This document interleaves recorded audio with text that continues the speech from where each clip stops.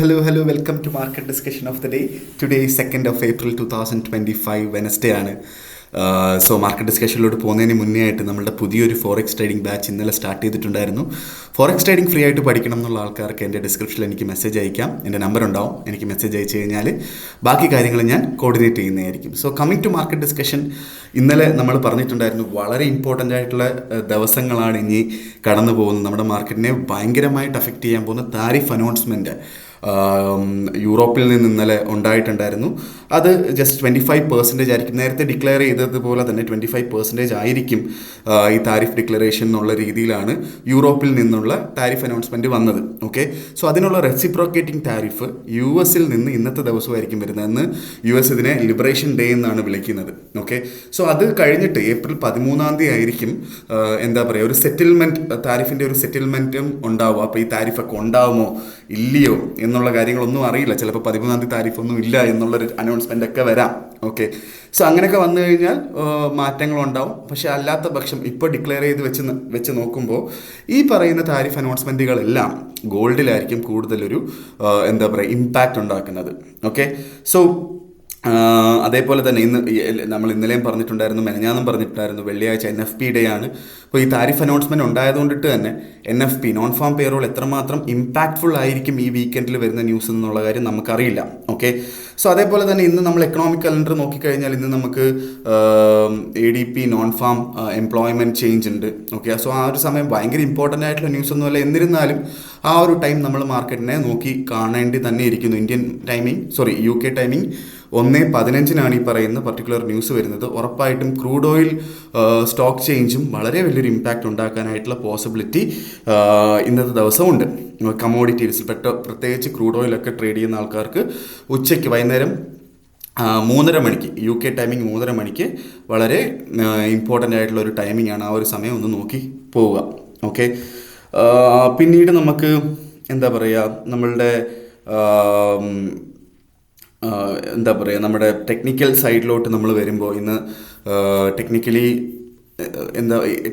Technicals ഒക്കെ ഇന്ന് വർക്കാവോ ഇല്ലയോ എന്നുള്ള കാര്യമൊന്നും അറിയില്ല. പക്ഷെ എന്തായാലും ഇമ്പാക്റ്റ് ഉണ്ടാവുന്നത്, ഈ താരിഫ് അനൗൺസ്മെൻറ്റിനെ തുടർന്നുള്ള ഇമ്പാക്റ്റ് ഉണ്ടാവുന്നത് വൈകുന്നേരം ഇന്ത്യൻ ടൈമിംഗ് 8:30 ശേഷമായിരിക്കും എന്നുള്ളതാണ് നമുക്ക് മനസ്സിലാക്കേണ്ടത്. അതായത് US മാത്രം പ്രവർത്തിക്കുന്ന സമയത്ത്, അതായത് യൂറോപ്പ് ക്ലോസ് ആയി US മാത്രം പ്രവർത്തിക്കുന്ന സമയത്തായിരിക്കും ആ ഒരു ഇമ്പാക്റ്റ് ഉണ്ടാവുന്നത് എന്നുള്ളൊരു കാര്യം കൂടെ മനസ്സിലാക്കി പോവുക.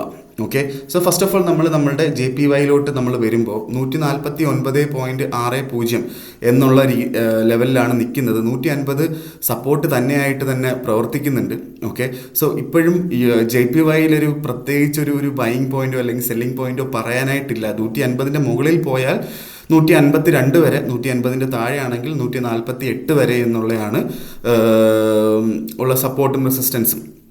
ഓക്കെ, സോ നമുക്ക് റിസ്ക് എടുക്കണം എന്നുള്ള ആൾക്കാർക്ക് 150ൻ്റെ അവിടുന്ന് സെല്ലെടുക്കാം. 150.60 മുകളിലായിട്ട് സ്റ്റോപ്പ് ലോസ് ഇട്ടുകൊണ്ട് സെല്ലെടുത്ത് പോവാം. 148 കിട്ടിക്കഴിഞ്ഞാൽ അവിടുന്ന് ബൈ എടുത്തുകൊണ്ട് പോകാം. 147.60 താഴെയായിട്ട് നമുക്ക് സ്റ്റോപ്പ് ലോസ് ഇടേണ്ടി വരും എന്നുള്ളൊരു കാര്യം മനസ്സിൽ വെച്ചുകൊണ്ട് വേണം നമ്മളത് ചെയ്യാനായിട്ട്. സോ കമ്മിങ് ടു യൂറോ ഇന്ന് ഇപ്പോൾ കറൻ്റ്ലി ട്രേഡ് ചെയ്യുന്നത് 1.07978 ഓക്കെ, സോ യൂറോ 1.08 എന്ന് പറയുന്ന ആ ഒരു എന്താ പറയുക, അവിടെ റെസിസ്റ്റൻസ് ആയിട്ട് ആക്ട് ചെയ്യുന്നത് നമുക്ക് കാണാൻ പറ്റുന്നുണ്ട്. അതെന്തുകൊണ്ടാണ് എന്നുള്ളൊരു കാര്യം, അല്ലെങ്കിൽ ഈ ഒരു US നിന്നുള്ളൊരു താരിഫ് അനൗൺസ്മെൻറ്റിന് ശേഷമായിരിക്കും ഒരു ബിഗ് മൂവ്മെൻറ്റ് ഉണ്ടാവുക എന്നുള്ളതാണ് ഞാൻ പ്രതീക്ഷിക്കുന്നത്. പക്ഷെ എന്നിരുന്നാലും മാർക്കറ്റ് എങ്ങാനും താഴെ വീണ് കിട്ടിയാൽ, താരിഫ് അനൗൺസ്മെൻറ്റിനെ പ്രമാണിച്ച് താഴെ വീണ് കിട്ടിയാൽ അടുത്തൊരു നല്ലൊരു സപ്പോർട്ടുള്ളത് 1.0500 ഓക്കെ, സോ അവിടെ ഉറപ്പായിട്ടും മാർക്കറ്റ് റെസിസ്റ്റ് ചെയ്യും. അതുകൊണ്ടിട്ട് തന്നെ അവിടുന്ന് നമുക്ക് വേണമെങ്കിൽ ഒരു നല്ലൊരു ബൈ ഓപ്പർച്യൂണിറ്റി ഉണ്ട്. 1.0500 അവിടെ കിട്ടിക്കഴിഞ്ഞാൽ നമുക്ക് അവിടുന്ന് നല്ല രീതിയിൽ ബൈ ചെയ്ത് മുന്നോട്ട് പോകാം. ഉറപ്പായിട്ടും സ്റ്റോപ്പ് ലോസ് വേണം. 1.0450 താഴെയായിട്ട് സ്റ്റോപ്പ് ലോസ് ഇട്ടുകൊണ്ട് ബൈ ചെയ്യാം. ഓക്കെ, GBPയും അതേപോലെ തന്നെ നല്ലൊരു സപ്പോർട്ടുള്ളത് ബൈ തന്നെയാണ്. സെല്ലെന്ന് പറയുന്നൊരു സംഭവം GBPയിൽ ചിന്തിക്കുക പോലും ചെയ്യേണ്ട. 1.2800 അവിടെ എങ്ങാനും കിട്ടിക്കഴിഞ്ഞാൽ അവിടുന്ന് നമുക്ക് ബൈ ചെയ്ത് മുന്നോട്ട് പോവാം. എന്താണ് GBPയുടെ കാര്യം എടുത്തു കഴിഞ്ഞാൽ. ഓക്കെ. GBP ബേസിക്കലി ഒരു ലോങ്ങർ ടേമിലോട്ടുള്ള ബൈ ഒക്കെ നമുക്ക് കൺസിഡർ ചെയ്യാവുന്നതാണ്. ഓക്കെ, ലോങ്ങർ ടേമിലോട്ട് നമുക്കൊരു ഒരു ഒരു 6 മാസത്തേക്ക് അല്ലെങ്കിൽ 1 വർഷത്തേക്കൊക്കെ ഹോൾഡ് ചെയ്യുന്ന രീതിയിൽ വേണമെങ്കിലും നമുക്ക് ബൈ എടുക്കാമെന്നുള്ളതാണ്. ഓൾമോസ്റ്റ് ഒരു 1200 പിപ്പ് 1500 പിപ്പിൻ്റെ മുകളിലോട്ടുള്ളൊരു മൂവ്മെൻറ്റ് നമ്മൾ എക്സ്പെക്റ്റ് ചെയ്യുന്നുണ്ട്. ഓക്കെ, നേരെ നമ്മളുടെ ഗോൾഡിലോട്ട് വരുമ്പം ഗോൾഡ് ഇപ്പോൾ കറൻ്റ്ലി നിൽക്കുന്നത് 3127 ഓക്കെ, 3130 മുകളിലായിട്ട് മാർക്കറ്റ് വരുന്നൊരു സമയത്ത് വേണമെങ്കിൽ നമുക്ക് ബൈ ചെയ്യാം. സോ ഇന്ന് നമ്മുടെ ഏഷ്യ ക്ലോസിംഗ് ടൈമിന് 3130 മുകളിലായിട്ടാണ് ഓപ്പൺ ആയത് ഈ ഒരു പർട്ടിക്കുലർ ക്യാൻഡിൽ.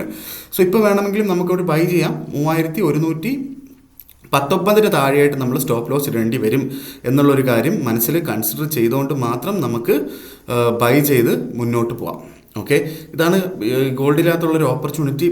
എങ്ങാനും താഴെ വീണ് കിട്ടിയാൽ, എങ്ങാനും 3100 കിട്ടിക്കഴിഞ്ഞാൽ അത് ഉറപ്പായിട്ടും നല്ലൊരു സപ്പോർട്ടായിട്ട് ആക്ട് ചെയ്യും. അവിടുന്ന് നല്ലൊരു ബൈ പോയിന്റും നമുക്ക് എടുക്കാവുന്നതാണ്. അപ്പോൾ അതാണ് ഏറ്റവും ബെറ്റർ ബൈ എന്ന് പറയുന്നത്. 3100 മാർക്കറ്റ് കിട്ടുമ്പോഴാണ് ഒരു ബെറ്റർ ബൈ പോയിന്റ് എന്നുള്ള കാര്യം നമ്മൾ കൺസിഡർ ചെയ്ത് അവിടുന്ന് ബൈ ചെയ്ത് മുന്നോട്ട് പോയാൽ എന്താ പറയുക, നല്ലൊരു എൻട്രി ആയിരിക്കും നമുക്ക് ഗോൾഡിൽ പറയുമ്പോൾ.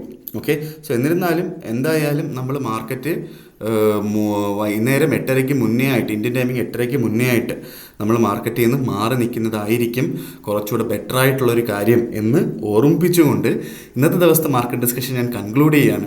ഓക്കെ, മാർക്കറ്റ് ഡിസ്കഷനായിട്ട് നമ്മൾ നാളെ കാണുന്നത് വരെ. ഇന്ന് വളരെ ഇമ്പോർട്ടൻ്റ് ആണ്. മാർക്കറ്റിൽ നിന്ന് കഴിവതും മാറി നിൽക്കുന്നത് തന്നെയായിരിക്കും ബെറ്റർ. ഇല്ലെങ്കിൽ വളരെ ചെറിയ ലോട്ട്, ഇപ്പോൾ 1 ലോട്ടൊക്കെ എടുക്കുന്ന ആൾക്കാർ 0.1 ലോട്ടൊക്കെ എടുക്കുക എന്നുള്ള കണക്ക് ചിലപ്പോൾ ആ ഒരു ഇത് കിട്ടി. അതും പ്രോപ്പർ സ്റ്റോപ്പ് ലോസ് ഇട്ട് തന്നെ 0.1 ലോട്ട് എടുത്ത് വളരെ ചെറിയ ലോട്ടുകൾ എടുത്ത് മുന്നോട്ട് പോവുക എന്നുള്ളതാണ് എനിക്ക് പറയാനായിട്ടുള്ളത്.